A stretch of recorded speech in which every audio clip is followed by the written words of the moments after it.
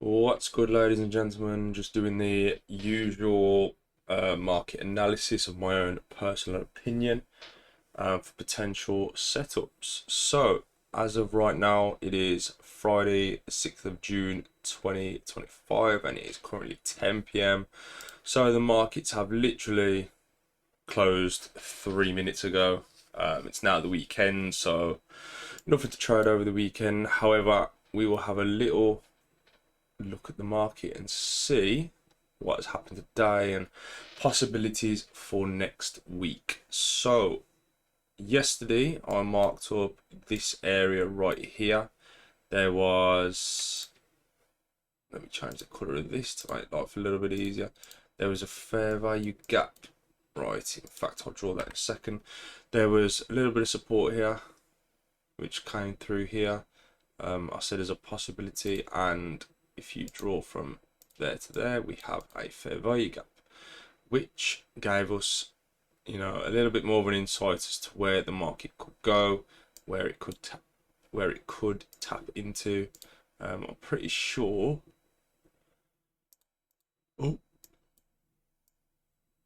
I said that as well on the 61.8 level to give our target area for a buy.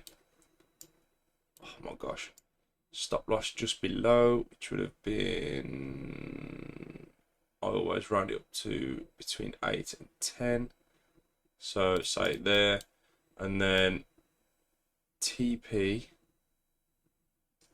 well, that would have hit, so that would have been a nice TP or potential running back to the top. I still do think it is going to go up. It's kind of just bouncing back and forth. If you come down the time frames a little bit, it's kind of just bounced up and down with the news today. It's obviously tapped into this area, pushed down a little bit. So I am still buy bias for AUDUSD. But as of right now, again, markets are closed, no stress. Let's just see what happens Monday. To see if it breaks and retests this area here back to go towards the top. Moving on to Bitcoin US dollar, it looks like it pulled back quite a lot, to be honest. It's just sort of tapped into the middle of this consolidation zone, so say from here to here it's just consolidated, moved sideways, literally tapped right back into the middle of that. So I do think now it is going to move down a bit more, if I'm honest. As it starts to push down, we might see some high lows, lower lows and lower highs created to take this liquidity back out down here. And if you look on the bigger time frames, which I drew up, there is a fair value gap, a little bit of resistance here. So I do think it needs to come back down to roughly 88,000, give or take somewhere between 80 and 90k to get that buy bias back in, and see how we're moving. With the news, it did shoot down, shoot up over the last 2 days, which is this big movement here. However, my personal opinion is it will go back down. So we've got 1, 2, 3 taps, got a little bit of a liquidity grab here on this trend line, but I still do think it is going to go down.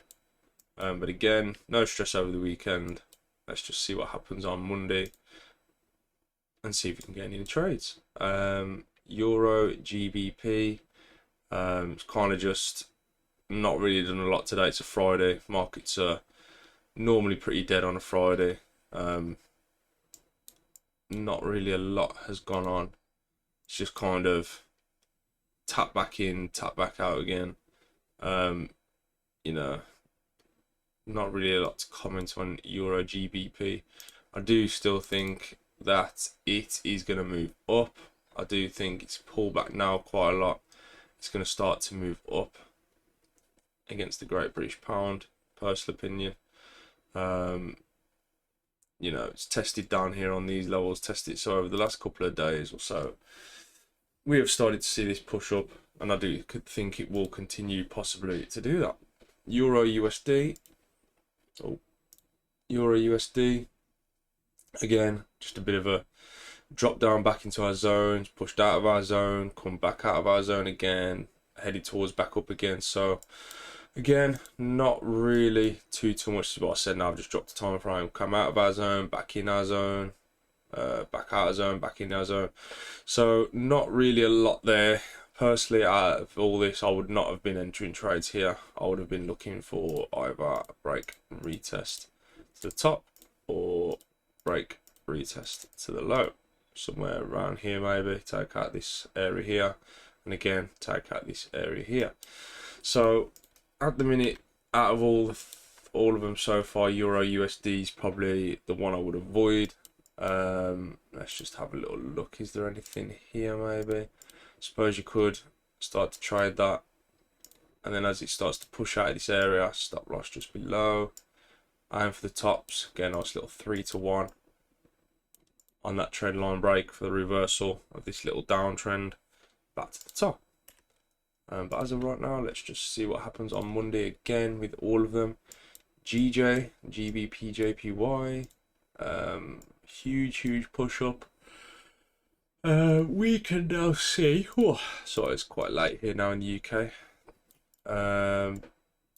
Bit of resistance here, it's been tapped into, broke that. There is also a fair value gap here. So again, anywhere where the support and the fair value gap touch each other is where you want to be buying in that zone. So again, let me just change that color, make life that a little bit easier. You don't want to be buying here, you know what I mean, having this bigger stop loss. If you can just bring it down a little bit, anywhere between there, stop loss just below, and there is your buyers, and then just take out the top, almost a 6 to 1. If you ride it again a little bit more towards that top, all of a sudden it becomes 2 to 1, and that's a good possibility, in my opinion, that will continue to push up. In this area here, we've got high highs, high lows being created. We're at this point now where it's tapped into this resistance quite a few times. So I do think, we've got 2 big bullish candles, and I do think there's a possibility that we could get a 3rd one in a row. The markets do tend to happen like where you get 3 in a row, whether it's on the smaller time frames, 1 2 3 1 2 3 1 2 3 1 2 3. So on these big moves, you do tend to get 3 4 5 candles in a row for that trend. So buy side GJ still, GU. Okay, so it's just come back into our zone, pushed out our zone, come back into a zone again. You can see that it's been a lot of chop today, news day. Ideally, you don't really want to be trading news, especially on a Friday. You don't want to ruin your day. Oh my gosh, apologies for the yawning. Been a busy week. So as of right now, again, GU is pretty dead for me, in my opinion. It's just kind of in this middle area between the two. I don't really want to be buying or selling, in my opinion. Well, for me personally anyway, I would not do anything on GU, and just see what happens next week. Euro USD, I said yesterday, if it pushes up here, I would be looking for a pullback and a buy. Now it's pushed up, just waiting for that pullback now into this area, or roughly around this area, for a buy. In fact, I might just move that to here. Reason being, instead of taking out this area now where it was consolidating a little bit, we've pushed out that. I don't think it's going to come all the way back down to there. I feel like now, obviously, we've got, and if you drag it more to the left, you got a couple of touches in here, resistance. We have again a fair value gap right there. So really, you want to be buying anywhere within this area. You don't want to buy too high, you don't want to buy too low, or wait until it's too low, sorry. because you might never tap in. Roughly around there, stop loss just below, aim for these highs. Moving on to the last one, EURUSD. Oh my gosh, it's been a long day. XAUUSD. Just drag these over a minute. So, I said I would be looking for a buy had it left this area and retested, and then I would be looking for a buy right there. However, it did leave, but it was the next candle to bring it back in. I don't normally like doing that. I like to see like a bit of a gap here, and then, you know, as it comes back in, start to buy as it starts to go bullish on the lower time frames. You know, it just literally from there just shut down. So today I kept away from it. Gold is my main, XAUUSD, gold, US dollar is my main pair that I trade, and I've just simply kept away from that today. Especially with news and everything that was going on, it's just not worth ruining your Friday and taking a loss on the last day of the week, and ruining any profits that are made. Just sit on your hands and relax. But again, just see what happens next week. I do think gold could potentially start to come down. It might even tap down here somewhere, bounce back up, come down. But at the same time, let's just have a look at the Fibonacci on the daily. We are in that golden zone right now. On the daily, you know, it's at that 61 level, so I suppose in a way it could be there or thereabouts, a good price to be buying at. Whether it will continue all the way to the top, I have no clue. But that is where, you know, on the day, as you're placing your trade, you assess it, drop it down, see what's happening. So again, you can just literally see by dropping it down to the 30-minute, broke this trend line, re-tapped into that trend line, shot back down almost at the 60. So, you know, that's a valid trend line right there, just for that break and retest on that trend. There's not even any way anybody can question that. We've got valid taps. Oh my gosh, what's going on? We've got valid taps. We've got 1, 2, which is all you need really for a trend line. 2 taps, ideally 3 or more, but you can get away with 2 as long as they're roughly, you know, 45 degrees. You don't want to be doing a trend line that's like something like that, that's like stupidly steep. You know, you want a nice 45 on it, and that's the same for heading down. You don't want to do a trend line that's like that, because that is just way too steep.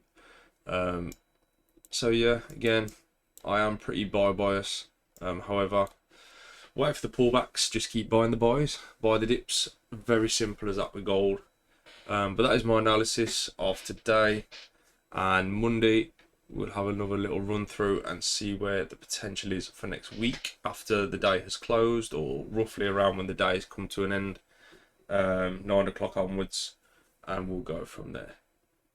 Peace out.